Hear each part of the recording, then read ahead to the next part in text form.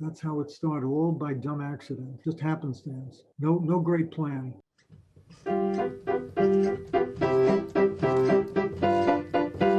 Name is Steven Siegel. I'm 84. I was born and grew up in Mount Vernon, New York, and I live in White Plains, New York. I came around in February of 1937, a couple of years before the war started in Poland in September 1939.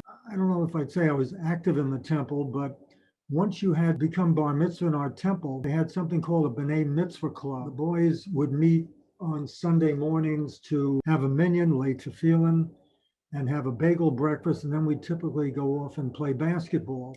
And those were good fun times. When I was in junior high, I became obsessed with science fiction. I read every science fiction book there was and became really engaged in space travel.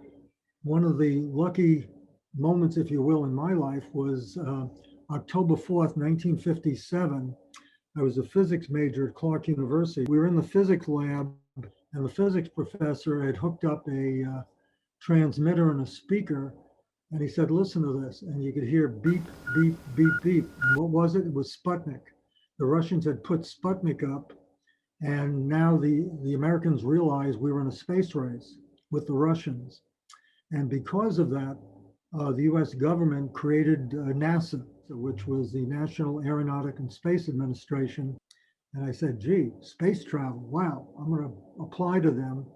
And fortunately, they hired me. I worked there for 13 months, and halfway through, I realized that I wasn't going to be an innovative scientist, and I wanted to come back to New York. And I wrote to a bunch of companies. The only company that answered me was IBM, and I had no idea what IBM did. They were starting up a new division at IBM. They were going to cater to the federal government. And here I was coming out of NASA, which is a federal agency. So they hired me. If one were to categorize me in one adjective, one would say persistent, that I don't give up. As we sit here now, I run in 560 road races over 44 years. I've done 30 full marathons and 129 half marathons.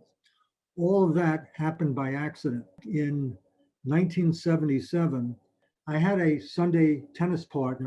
So one Sunday he showed up around 15 minutes late. Well, I said, how come you're late? And he said he was out running 3 miles. So I looked at him, and as I went to my side of the court, I said, if he can run 3 miles, I can run 3 miles. Fortuitously, I saw an ad in the New York Times that Bloomingdale's was sponsoring a 10K or a 6.2 mile race in Central Park. So I went down to that race, signed up for it.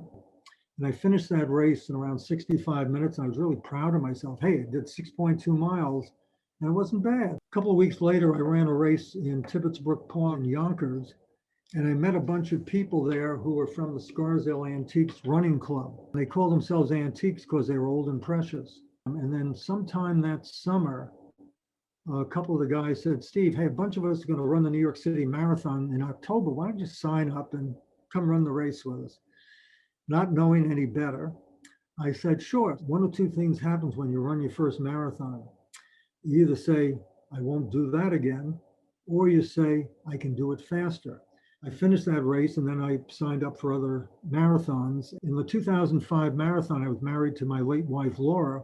I finished the race, and I walk in the door, and my wife, Laura, says to me 2 things. 1, I'm glad you're okay, and 2, you're an idiot.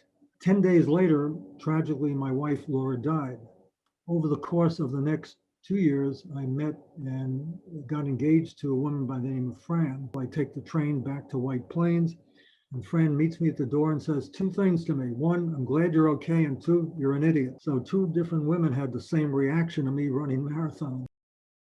I have a running log that covers my 44 years of running, and I detail every day how many miles I covered, how long it took me, and what the temperature was. Going through the 43 plus years of running, I've calculated out that I'd run around 33,000 miles. Once around the earth is 25,000, so I'm a third of a way around the second time right now. The first time I ran in a foreign country, I ran the London Marathon in 1984. The year 2000, I ran the Prague Marathon. 2004, I ran the Stockholm Marathon, a half marathon in Reykjavik, Iceland.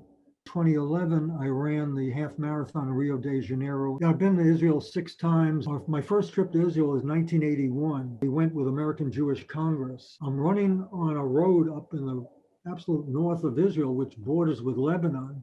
There's a barbed wire fence. And as I'm running along the road, I'm saying to myself, I can see the headline in the Daily News: "Stupid Jewish runner killed on the Israeli-Lebanon border." Anyway, I'm 84. I haven't stopped, and I have a half marathon coming up in 2 weeks in Cheshire, Connecticut. 10-miler coming up in the Bronx in September. A half marathon coming up in Brooklyn in October. I have a half marathon coming up in Philadelphia in November, and I have a half marathon coming up in Central Park in December. I was fortunate in that I was in the right place at the right time.